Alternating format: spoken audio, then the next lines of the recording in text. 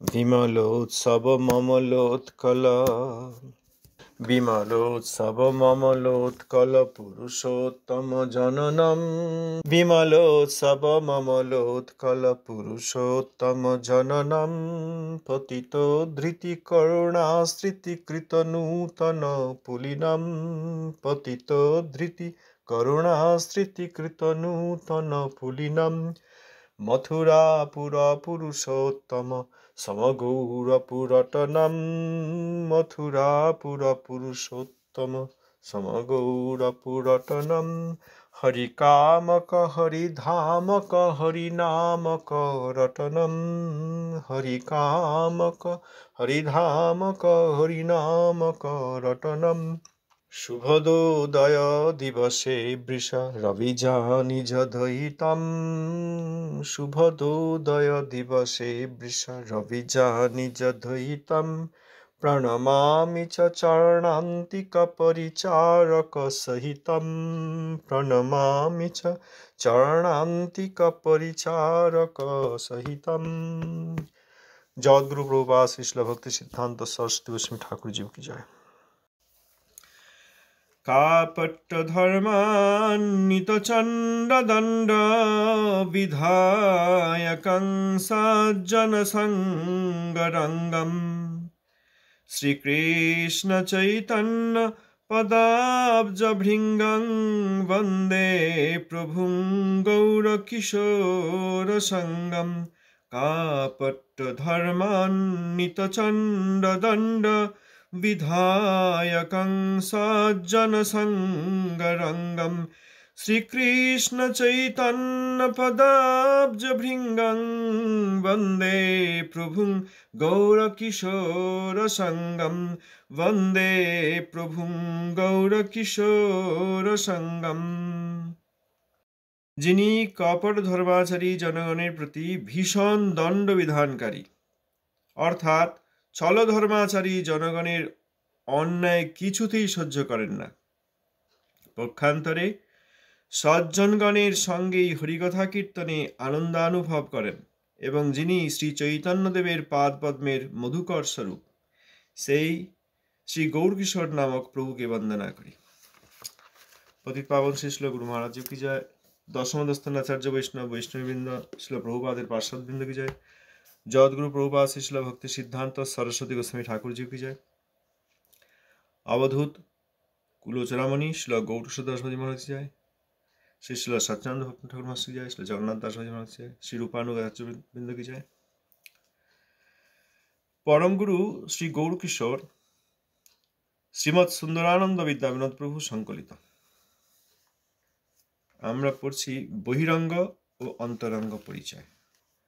গতদিন আমরা পড়েছি শিল বাবাজি মহারাজের অকৃত্রিম অতিমর্ত বৈরাগ্যের আদর্শ দর্শন করিলে শিল রঘুনাথ দাস প্রভুর কথা স্মরণ হইত। কৃষ্ণিতর বিষয়ে বৈরাগ্য তাহাকে আশ্রয়রূপে পাইয়া ধন্য হইয়াছিল। তিনি কারোর কোনো প্রকার সেবা গ্রহণ করতে প্রস্তুত ছিলেন না। কেউ কোনোদিন তাকে পরিচর্যা করার অবকাশ পান নাই। কেউ কোনোদিন তাঁর পরিচর্যা করিবার অবকাশ পান নাই। তিনি কারও কোনো প্রকার সেবা গ্রহণ করতে প্রস্তুত ছিলেন না ইত্যাদি। তার পরবর্তী অংশ, তাহার পাদপদ্মের পশ্চাতে সর্বজ্ঞতা প্রভৃতি বিভূতি অনুক্ষণ সেবা করিবার জন্য কৃতাঞ্জলি হইয়া অবস্থান করিত। তিনি সকল কপট ব্যক্তির হৃদয়ের কথা বলিয়া দিতে পারিতেন। বহু দূরে অবস্থিত হইয়াও কোথায় কোন সময় কোন কপট ব্যক্তি হরিসেবা ও হরিকার্যের নামে ভোগ কার্যে রত আছে তাহা তিনি পুঙ্খানুপুঙ্খ রূপে অন্তর্যামী সূত্রে জানাইয়া দিয়া সকলকেই কপটতার হস্ত হইতে রক্ষা পাইবার সুযোগ দিতেন। কিন্তু এই সর্বজ্ঞতা তাহার শ্রীপাদপদ্মের পরম মহত্ব নহে। তিনি জগতে কৃষ্ণ ভজনের যে সর্বোত্তম আদর্শ ও কৃষ্ণ প্রেমার যে বিপ্রলম্ব মূর্তি প্রকাশিত করিয়াছেন, তাহাই তাহার শ্রীপাদপদ্মের নিত্য শোভা বিস্তার করিয়াছে। এখানে বলছেন, তাহার পাদপদ্মের পশ্চাতে সর্বজ্ঞতা প্রভৃতি বিভূতি অনুক্ষণ সেবা করিবার জন্য কৃতাঞ্জলি হইয়া অবস্থান করিত। যেমন এই ভক্তিস্থায়ী স্থিরতরা ভগবান যদি স্যাৎ দৈবেন ন ফলতি দিব্য কিশোর মূর্তি মুক্তি স্বয়ং মুকলিতাঞ্জলি সেবতৈষ্মান ধর্মার্থ কামগত সময় প্রতীক্ষা। শিল ভক্তিনাথ ঠাকুর মহাশয় লিখলেন, ভক্তি স্থিরতারা যার ব্রজেন্দ্রনন্দন, তোমার কৈশোর মূর্তি তার প্রাপ্য ধন, করজুড়ি মুক্তি সেবে তাহার চরণ, ধর্মার্থ কাম করে অজ্ঞার পালন। যার ভক্তি ব্রজেন্দ্রনন্দন কৃষ্ণে স্থির, তিনি এই ব্রজরাজতনয়ের কিশোর মূর্তি প্রাপ্ত হন। আর মুক্তি করজোরে জোরহাত করে তার সেবা করেন, অর্থাৎ তিনি ইতিমধ্যেই মুক্তি, যে মুক্তি পাওয়ার জন্য তথাকথিত ত্যাগী এবং যোগীগণ রুদ্ধমতি হয়ে জগতে অবস্থান করেন, অর্থাৎ মন এবং ইন্দ্রিয়কে জোর করে, স্বাভাবিকভাবে নয়, জোরপূর্বক বাইরের থেকে লাগাম পরিয়ে বিষয়াদি থেকে নিরুক্ত করেন, রুদ্ধমতি। কিন্তু কদাচ করিতে পারে যাহা সম্পাদন, কদাচ মানে কখনো কখনো। শ্রী চৈতন্য চরিতামৃতে এই কথাই বলা আছে যে কোটি জ্ঞানী মধ্যে একজন মুক্ত, অর্থাৎ 1 কোটি জ্ঞানী যদি আমরা সংগ্রহ করি, জ্ঞানী যাদের জ্ঞান আছে, ব্রহ্মজ্ঞান, ভগবানের অঙ্গকান্তি, ব্রহ্ম তিনি জ্ঞানের বস্তু, আর পরমাত্মা সান্নিধ্যের বস্তু। এই ব্রহ্মের জ্ঞান এবং পরমাত্মার সান্নিধ্য, এইসব যাদের উদ্দেশ্য, এইসবের জন্য যাদের আকাঙ্ক্ষা, তারা রুদ্ধমতি, বাইরে কোনোভাবে জোরপূর্বক, বলপূর্বক, বাধ্যত ইন্দ্রিয়দের সংযম করেন। এবং এই রকম 1 কোটি জ্ঞানী যদি আমরা অনুসন্ধান করি, তবে তাদের মধ্যে একজনকে মুক্ত হিসেবে পাওয়া যায়। অর্থাৎ কোটি জ্ঞানীর মধ্যে একজন মুক্ত বলতে এই কথাই বলেছেন, রেশিও, অনুপাত। 1 কোটি জ্ঞানী অনুসন্ধান করলে একজন মুক্ত পাওয়া যাবে। অর্থাৎ সকলে মুক্তি পান না তাদের মধ্যে, আবার কোটি জনের মধ্যে একজন মুক্তি পান, বাকি সব বিফল। তাদের যে উদ্দেশ্য মুক্তি, সেটি তারা প্রাপ্ত হন না। আর ভক্তগণ মুক্তিই চান না, মুক্তি থেকে দূরে থাকতে চান। কিন্তু মুক্তি দেবী করজোরে, জোরহাত করে ভক্তের সেবা করেন। অতএব এই তথাকথিত জ্ঞানী এবং যোগীগণ ব্রহ্মের জন্য, ব্রহ্মজ্ঞান এবং পরমাত্মা যোগ, এইসবের যাঁরা অনুসন্ধান করেন, কদাচ করিতে পারে যাহা সম্পাদন, কদাচ, কখনো কখনো, অধিকাংশ অডস, সম্ভাবনা কম, কদাচ করতে পারেন যেটা সম্পাদন, অর্থাৎ এই মুক্তি আদি পান। ভক্ত অতি সহজেই এই কর্মাশ্রয় গ্রন্থি ছেদন করে ভগবৎ সেবা লাভ করেন। ভক্ত যেটি অতি সহজেই অবলীলাক্রমে না চেয়ে প্রাপ্ত হন। কর্মাশ্রয় গ্রন্থি তারা ছেদ করেন এবং মুক্তিদেবী তাঁদের চরণ সেবা করেন অতি সহজেই, অবলীলাক্রমে। এইগুলির জন্য কোনো প্রকার প্রচেষ্টা না করেও ভক্ত যা প্রাপ্ত হন, জ্ঞানী এবং যোগীগণ বহুল চেষ্টার দ্বারাও সেটি প্রাপ্ত হন না। কখনো কখনো কেউ, কখনো কখনো, অর্থাৎ কোটি জনের মধ্যে যদি একজন পায় তো হয়েই গেল। আমরা এখানে দেখি যে 100 জন পড়াশোনা করেছে, এতজন পাস করেছে। 1 লক্ষ জন পরীক্ষা দিয়েছে, কি 300 জন চাকরি পেয়েছে। এখানে বলছেন 1 কোটি জ্ঞানীর মধ্যে একজন মুক্ত।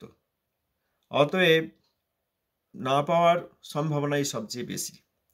আর সেই কর্মাশ্রয় গ্রন্থি ছেদন করে মুক্তিপ্রাপ্ত হন ভক্ত অতি সহজেই, যার কৃপা বলে লহ তাহার শরণ। তাহলে মুক্তিদেবী ভক্তের কাছে করজোড়ে অবস্থান করেন, অর্থাৎ ভক্ত ইতিমধ্যেই মুক্ত এবং তাকে মুক্তির জন্য প্রচেষ্টা করতে হয় না, বরং মুক্তিকে তিনি স্পর্শ করতে চান না, ওই জন্য মুক্তি দূরে অবস্থান করেন জোরহাত করে। আর ধর্ম অর্থ কামগত সময় প্রতীক্ষা, অর্থাৎ ধর্ম অর্থ কাম ইত্যাদি তারা অপেক্ষা করেন ভক্ত কখন কৃপাপূর্বক আমাদের কাউকে ডাকবেন এবং কৃষ্ণের সেবায় লাগাবেন। যারা নিজের সেবায় লাগেন তাদের কাছে ধর্ম অর্থ কাম যেতে চান না। এই সব ডাকছে লোক, বিভিন্ন প্রকার কাজকর্ম করছে, কর্মের সাধনা করছে, আমাদেরকে চায়, ধর্ম চায়, অর্থ চায়, আর এই কাম চায়, বাসনা ইত্যাদি। এসব জগতের সাধারণ লোক পেলেই আমাদেরকে তাদের নিজের কাজে লাগায়, আমরা যাব না। আর ভক্তের কাছে তারা করজোরে ওই অফিসারের বাইরে অপেক্ষা করার মতো তারা অপেক্ষা করেন যে কখন ভক্ত আমাকে একবার ডাকবেন, তিনি ডাকলে আমাকে বিষয় বিগ্রহ কৃষ্ণের সেবায় লাগান। সবই এই রিলেটেড, একই। এই যে আরতি আদির কথা আমরা আলোচনা করি, দুর্ভাগ্যবশত আজকাল সব আরতি শুরু হয়েছে, আগে ছিল না। পরম বৈষ্ণবগণ যখন ছিলেন তখন এসব ছিল না, এখন আরম্ভ হয়েছে। তারাও তাই করছেন, এই পঞ্চপ্রদীপ অমুক তমুক পানি সংঘ এইগুলি নিজের সেবায় লাগাচ্ছেন। এইগুলি ভগবানের সেবা এবং মহাবৈষ্ণবের সেবায় লাগানোর কথা। যারা নিজেরাই এই সেবা অনুমোদন করছেন নেওয়ার জন্য, তাদের মধ্যে কোনো বৈষ্ণবতা নেই। প্রভুপাদের যে উপদেশ আমরা দুই একদিন আলোচনা করেছি, গতকাল আলোচনা করেছি, তাতে প্রভুপাদ তাই বলেছেন। সুতরাং এইগুলি তো এইরকম হয়েই যাচ্ছে, ধর্মার্থ কামগত সময় প্রতীক্ষা, আর এই জাগতিক লোক ধর্মার্থ কাম চায়, আর ভক্তের কাছে শ্রীচরণে তারা করজোরে অবস্থান করেন যে কখন আমাকে সেবায় লাগবে। এখানে শ্রীল গৌরকিশোর দাসবাজি মহারাজের তাহার পাদ পদ্মের পশ্চাতে সর্বজ্ঞতা প্রভৃতি বিভূতি অনুক্ষণ সেবা করিবার জন্য কৃতাঞ্জলি হইয়া অবস্থান করিত। কৃতাঞ্জলি হয়ে কে? এই সর্বজ্ঞতা প্রভৃতি বিভূতি, বিভূতি একটা বিশেষ জিনিস, যোগ বিভূতি। যারা যোগী তাদের বিভূতি থাকে, তারা অনিমা লঘিমা ইত্যাদি, ছোট হতে পারেন, অনু হতে পারেন, আবার লঘু হতে পারেন, হালকা হয়ে যেতে পারেন, ওই যে উঠতে পারে কেউ। যারা এমনি যোগে সিদ্ধি লাভ করেছেন কিছু বাহ্যত, এগুলো প্রকৃত সিদ্ধি নয়, বাইরের সিদ্ধি। এইগুলি যারা পান তারা ওই হঠাৎ হাতে কিছু নেই, হাতে কিছু দেখাতে পারেন, হঠাৎ শূন্য হয়ে যেতে পারেন, হঠাৎ লুকিয়ে পড়তে পারেন, তার আর শরীর দেখা যাচ্ছে না। আবার খুব সূক্ষ্ম হয়ে বেরিয়ে যেতে পারেন, খুব হালকা হয়ে উঠতে পারেন, অনিমা লঘিমা ইত্যাদি সিদ্ধি আছেন। এইসব সিদ্ধি তারা এই যোগ করতে করতে প্রাপ্ত হন। আর এইগুলি আমরা সাধারণ লোকেরা দেখলে একদম অবাক। তাহলে আমাদের এবার কার কি অভাব আছে আমরা পূরণ করে নিই। এখন এই হরিকথায় কার কত আগ্রহ জগতে, আপনাদের কারো চরণে ধন্যবাদ, জগতের কথা বলা হচ্ছে, জগতে হরিভক্তি এবং হরিকথায় কার কত আগ্রহ। যে আর যদি দেখা যায় যে ওইখানে একজন ভেলকি ম্যাজিক দেখাতে পারেন, বিভূতি আছে, সব সেইখানটা পরিত্যাগ করে ছুটে তার কাছে চলে যাওয়া হবে। তারপর সংসারের যার যা দরকার সব, বাবা বলুন আমার আগামীকাল কি হবে, আমার মেয়ের কোথায় চাকরি হবে, আমার ছেলের কোথায় বিবাহ হবে, পুত্র হবে না কন্যা হবে, বড় ঘর হবে কি না হবে, কোর্ট কেসে জিতবো কি না, এইসব নিয়ে আমরা তার কাছে প্রশ্ন করতে চলে যাব, কারণ যে বিভূতি রয়েছে। কিন্তু এইসব বিভূতি বাহ্য, এবং এইগুলি এই পরমাত্ম যোগীগণ তাদের সাধনার প্রথম দিকে পান, অন্য জায়গায় সব আছে প্রভুপাদের কথায়। সেখানে দেখা যায় যে কর্মীগণ বিফল হয়ে পড়েন, কর্মেও বিফল হয়ে পড়েন। কেন? এই কর্মফল কিছু প্রাপ্ত হয়ে সেইগুলি ভোগ করতে গিয়ে।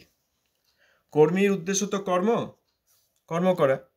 এই কর্ম করতে করতে যখন কর্মফল পান, সেই কর্মফলগুলি ভোগ করতে করতে কর্মীর পতন হয়, কর্মীরও পতন হয়, যেগুলি যদিও আমাদের উদ্দেশ্য নয়।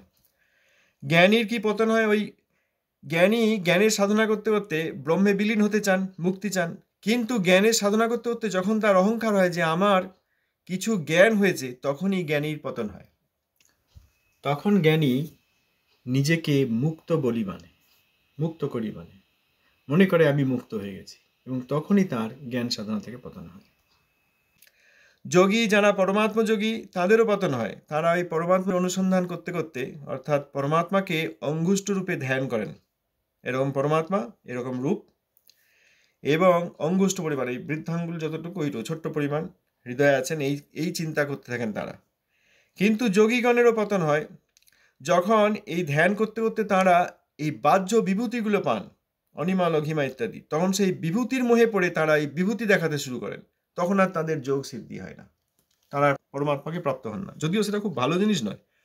পরমাত্মাকে প্রাপ্ত হওয়া যোগীদের সেটি হচ্ছে এই যে প্রথমে পরমাত্মাকে পরমপদ বলে উপাসনা করা, এবং উপাসনায় সিদ্ধি লাভ করলে আমিও পরমাত্মার মতো দেখতে এবং এইরকমই আমার ক্ষমতা, এই চিন্তা করে তারা পরমাত্মার আসন গ্রহণ করেন, অর্থাৎ নিজেকেই পরমাত্মা মনে করেন। যার সাধনা করা হলো নিজেকেই তিনি মনে করেন।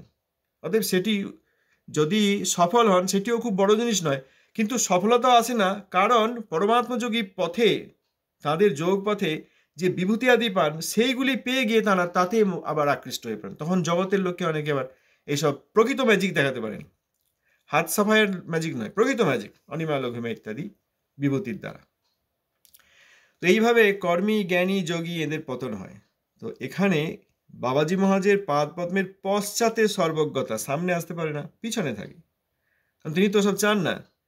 এইগুলি সব থাকে, অনুক্ষণ সেবা করার জন্য কৃতাঞ্জলি অবস্থান করেন। আর বাবাজি মহারাজ তো এই সর্বজ্ঞতা প্রভৃতি বিভূতি চান না, তিনি গৌর সুন্দরের নিজজন, তিনি গৌর নিত্যানন্দের সেবা করেন সর্বদা।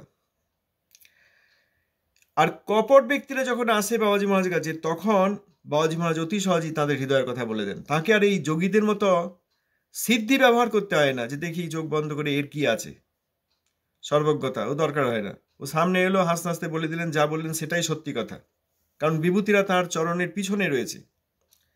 কপট ব্যক্তি তারা হরিভজন করতে আসেন নাই, বাবাজি মহারাজ করে জোরাত করে প্রণাম করে এই তার কাছে এই সব জানতে আসেন। ও সবসময় জিজ্ঞেসও করতে হতো না, বাবাজি মহারাজ তার কি প্রশ্ন আছে হৃদয় থেকে পড়ে নিয়ে তার উত্তর হাসতে হাসতে দিয়ে দিতেন। এই করে তাদেরকে বঞ্চনা করতেন কপট ব্যক্তিদের।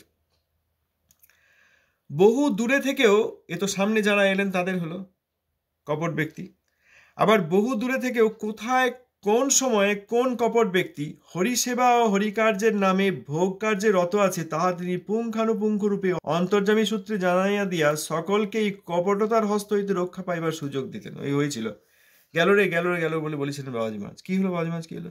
ওইখানে ওই অনেক দূরে পূর্ববঙ্গে, ওইখানে ওই গোস্বামী এখন অবৈধ স্ত্রী সঙ্গ করে নিল। এতদিন যে ভাগবত পারায়ণ আদি করছিল, অনেক লোককে এরকম ভাগবত শোনাচ্ছিল, অনেকে তার কাছ থেকে ভাগবত শুনে খুব উপকৃত হচ্ছি মনে করছিল, সেই লোকটা যে কপট ব্যক্তি, কিন্তু এখন সে গোপনে এরকম কদাচার করে নিল। এখান থেকে বাবাজি মহারাজ সব দেখতে পাচ্ছেন। এই বলে দিলেন, তাহলে কি হবে, যারা সত্যিকার হরিভজন করতে চান তাদের কাছে সেই কপট ব্যক্তির কপটতা প্রকাশ পেয়ে গেল। কারণ বাবাজি মহারাজ বলে দিলেন। কি করে বললেন? বহু দূর থেকে বললেন, কারণ এই সর্বজ্ঞতা তার পাদ পদ্মের পশ্চাতে অনুক্ষণ সেবা করার জন্য অপেক্ষা করে। তার এতে একটা সুবিধা হচ্ছে কি, বালিশ আমাদের মতো অনেক বদ্ধজীব বালিশ, যেটা জানেন না সকলে, তো তারা মনে করতেন ইনি সাধু, ইনি গোস্বামী, ইনি ভাগবত পারায়ণ করেন, ইনি নাম কীর্তন করেন, ইনি গুরু। কিন্তু তারা যে গোপনে অন্যায় করছেন সেটি তিনি বলে দিলে এই বালিশ ব্যক্তিদের সুবিধা হতো, তারা আর সেখানে সঙ্গ করতেন না। আমরা তো এখানে প্রভুপাদ, গৌরকিশোর দাস বাবাজি মহারাজ, ভক্তিনাথ ঠাকুর, এনাদের শিক্ষাদি পড়ে চেষ্টা করছি শুদ্ধ বৈষ্ণব আর বৃদ্ধ বৈষ্ণব আর অবৈষ্ণব, বৈষ্ণব রূপে কলি, কিন্তু কেউ তো নিতে চাইছি না, সকলেই আমরা এখনো সেই ধামাধরা করে বসে আছি। প্রভুপাদের শিক্ষার সঙ্গে বর্তমান ব্যবহার মিলছে না, তবু আমরা নিতে চাইছি না। আমরা এখন যা দেখছি, যাকে দেখেছি, যার সঙ্গে সম্পর্ক হয়েছে মনে করছি, তাকেই তো কোলে নিয়ে বসে আছি, হৃদয়ে নিয়ে বসে আছি। প্রভুপাদের শিক্ষার সঙ্গে না মিললে কোনটি করতে হবে, কি করতে হবে, সেটা আমরা নিতে চাইছি না। তো আমরা এমনই জড় পদার্থের মতো ব্যবহার করছি। প্রভুপাদের শিক্ষায় তো এক মুহূর্তেই আমাদের চোখ খুলে যাওয়া উচিত। এতদিন আমরা যা পড়াশোনা করলাম, চেষ্টা করলাম, যা শ্রবণ করলাম, প্রভুপাদ, ভক্তিনাথ ঠাকুর, গৌরকিশোর দাস ইনাদের শিক্ষা জীবনী এসব থেকে, তাদের তো আমাদের চোখ খুলে যাওয়া উচিত। এখন তো পরিষ্কার সামনে সে বলা উচিত যে হ্যাঁ, বুঝতে পেরেছি, আমি যেখানে বৈষ্ণব বলে সম্বন্ধ স্থাপন করেছি সেটি বৈষ্ণবতা নয়, এখন প্রভুপাদকেই অনুসরণ করব, কোনো রকম সম্পর্ক রাখলাম না। যেসব ব্যক্তির মুখ দেখতে বারণ করেছেন ভক্তিনাথ ঠাকুর মহাশয়, আমি সেই সব ব্যক্তির মুখ আর দেখব না। এতদিন গুরু গর্বে সম্মানে ভূষিত করে অনেক ব্যবহার করছিলাম, প্রণাম করছিলাম, পায়ে হাত দিচ্ছিলাম, পায়ের ধুলো নিচ্ছিলাম, পা ধুয়ে জল খাচ্ছিলাম, আরতি করছিলাম, সেবা করছিলাম, অর্থাদি দিচ্ছিলাম, এইসব করছিলাম। এখন এগুলো তো করবই না, বরং মুখ দেখব না, এ তো আর বলতে পারছি না। কারণ প্রভুপাদের প্রতি আমাদের কোনো নিষ্ঠাই নেই, প্রভুপাদের শিক্ষার প্রতি আমাদের কোনো আগ্রহই নেই। আমরা যদি চোখ বন্ধ করে বসে থাকতে চাই, কেউ আমাদের চোখ খুলে দিতে পারবে না। এখানে বাবাজি মহারাজ তো তাই করলেন। যেসব ব্যক্তি কপট, তারা তো বাইরে দেখা যায় না, কিন্তু গোপনে যখন অন্যায় করছেন, এই যে গোড়ারামি, তো সেখানে আমরা তো তাই দেখছি। এনারা সব বলছে আমরা প্রভুপাদের, আমরা ভক্তিনাথ ঠাকুরের শ্রীমদ্ ভাগবত গীতা ইত্যাদি গ্রন্থ খুলে পড়ছে, পড়াচ্ছে, পরীক্ষা নিচ্ছে, প্রবচন দিচ্ছে, হাসছে, দীক্ষা দিচ্ছে, মন্ত্র জানি বলে মন্ত্র দিচ্ছে, সে মন্ত্রে তাদের সিদ্ধি হয় নাই। আর যত প্রভুপাদ বিরোধিতা করছে, প্রভুপাদের সিদ্ধান্তের বাইরে যাচ্ছে, ফলে অপসিদ্ধান্তের ব্যবহার করছে, এইসব আমরা দেখেও তো ছাড়তে চাইছি না। তাহলে আমাদের মঙ্গল হবে কি করে? এখানে বাবাজি মহারাজ বালিশদেরকে উপকার করেছেন। কপট ব্যক্তি কোথায়, কোন দূরে, কেউ জানে না। সেই কপট ব্যক্তি আর যার সঙ্গে কদাচার হচ্ছে, সেই দুইজন ছাড়া কেউ জানে না মনে হচ্ছে, কিন্তু বাবাজি মহারাজ এখান থেকে দেখতে পাচ্ছেন। কারণ এই যে সর্বজ্ঞতা তার শ্রীচরণের পাদপদ্মের পশ্চাতে অবস্থান করে, সামনে সর্বজ্ঞতা বিভূতি বাবাজি মহারাজের সামনে যাওয়ার ক্ষমতা নেই, কিন্তু তার পশ্চাতে আছে। সেইটা দেখে তিনি তো বলে দিচ্ছেন পুঙ্খানুপুঙ্খ রূপে, ভাষা ভাষা নয়, পুঙ্খানুপুঙ্খ রূপে অন্তর্যামী সূত্রে জানাইয়া দিয়া সকলকেই কপটতার হস্ত হইতে রক্ষা পাইবার সুযোগ দিতেন। এখন তাদের বাণী, তাদের জীবনচরিত, তাদের শিক্ষা, এগুলিও তো আমাদেরকে কপট ব্যক্তি থেকে রক্ষা করবে। কিন্তু আমরা যদি রক্ষা না চাই তাহলে কি করে রক্ষা পাব? এরপর বলছেন, কিন্তু এই সর্বজ্ঞতা তাহার শ্রীপাদ পদ্মের পরম মহত্ব নহে। এইটা দেখে আমরা যে বাবাজি মহারাজের এইটি পরম মহত্ব নয়, এটা বাইরের জিনিস, বাহ্যিক জিনিস। কখনো কখনো ওই কপট ব্যক্তিকে, এই বঞ্চিত ব্যক্তিকে বঞ্চনা করে থাকেন। গতি বঞ্চিত বঞ্চকা চিন্ত পদম, গতি বঞ্চিত বঞ্চকা চিন্ত পদম, অচিন্ত পদ। যারা বঞ্চিত হতে চান তাদেরকে বঞ্চনা করেন। কারণ চান, জগতের ব্যক্তি যারা বঞ্চিত হতে চান তারা বঞ্চিতই হবেন। তো কপট ব্যক্তি বঞ্চিত হবেন। কপট ব্যক্তি এসেছে বাবাজি মহারাজের কাছে যেন ভক্তরূপে, ভক্তি চান, এরকম ভাবে এসেছে, কিন্তু তারা এসেছে অন্য উদ্দেশ্যে, এটা চাই ওটা চাই, পরিবারের সেটা চাই। আমরাও সেরকম। তো সেই সব কপট ব্যক্তিকে তিনি বঞ্চিত করতেন। আর যারা বালিশ, তাদেরকে বহুদূরে অবস্থিত হয়েও কপট ব্যক্তি কোথায় ভাগবত পরায়ণকারী, গোস্বামী ইত্যাদি নামে কি করছে সেইটা ইনি এখান থেকে বলে দিতে পারতেন। কিন্তু এইগুলি তার শ্রীপাদ পদ্মের পরম মহত্ব নয়, এগুলো বাইরের জিনিস। এগুলো বঞ্চিত আর বালিশদেরকে উপকার করেছেন, বঞ্চিতদেরকে বঞ্চনা আর বালিশদেরকে জানিয়ে দিয়েছেন। কারণ শুদ্ধ ভক্তির কথা শুনেও তো আমরা মানতে চাইছি না। এখন যদি এই বিভূতি আছে এরকম কোনো ব্যক্তি আমাদের কিছু বলেন, সেখানে আমাদের আগ্রহ থাকবে। আর বাবাজি মহারাজের বিভূতি বাইরের জিনিস, পরম মহত্ব নয়। তিনি জগতে কৃষ্ণ ভজনের যে সর্বোত্তম আদর্শ ও কৃষ্ণ প্রেমার যে বিপ্রলম্ব মূর্তি প্রকাশিত করিয়াছেন, তাহাই তাহার শ্রীপাদ পদ্মের নিত্য শোভা বিস্তার করিয়াছে। প্রসঙ্গটি হচ্ছে বহিরঙ্গ ও অন্তরঙ্গ পরিচয়। বহিরঙ্গ পরিচয় বাইরের দিকটার, অন্তরঙ্গ পরিচয়।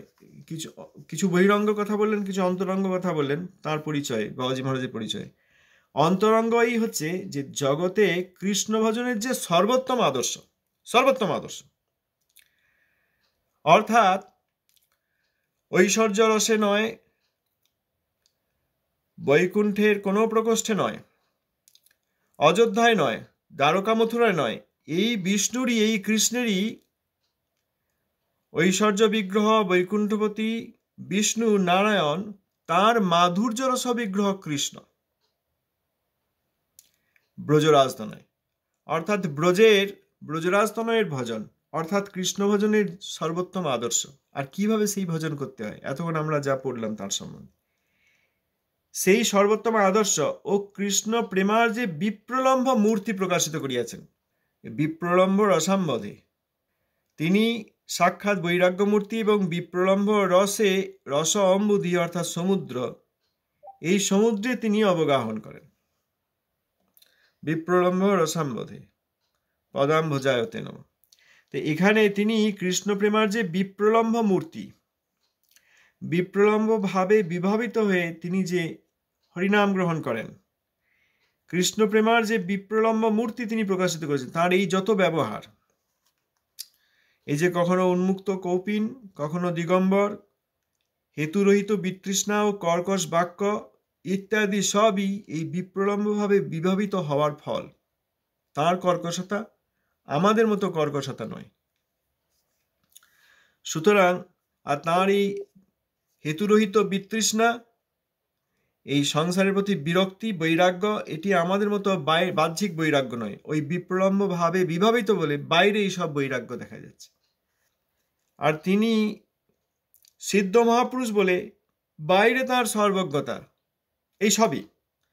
এর আসল কারণ কি, এর মূল কারণ কি? এর মূল কারণ এই যে তার হৃদয়ে কৃষ্ণ প্রেমার বিপ্রলম্ব মূর্তি, তাহাই তাহার শ্রীপাদ পদ্মের নিত্য শোভা বিস্তার করিয়াছে। অর্থাৎ তিনি জগতে কৃষ্ণ ভজনের যে সর্বোত্তম আদর্শ ও কৃষ্ণ প্রেমার যে বিপ্রলম্ব মূর্তি প্রকাশিত করিয়াছেন জগতে, তাহাই তাহার শ্রীপাদ পদ্মের নিত্য শোভা বিস্তার করিছে। নিত্য শোভা তাঁর বাবাজি মহারাজের শ্রীচরণে। আচ্ছা, সময় হয়ে গেছে। বঞ্ছা কল্পতরুভ্যশ্চ কৃপা সিন্ধুভ্যেব চ পতিতানাং পাবনেভ্যো বৈষ্ণবেভ্যো। আপনাদের সকলের শ্রীচরণে আমার সাষ্টাঙ্গ দণ্ডবৎ প্রণাম। জয় প্রভুপাদ। ধন্যবাদ।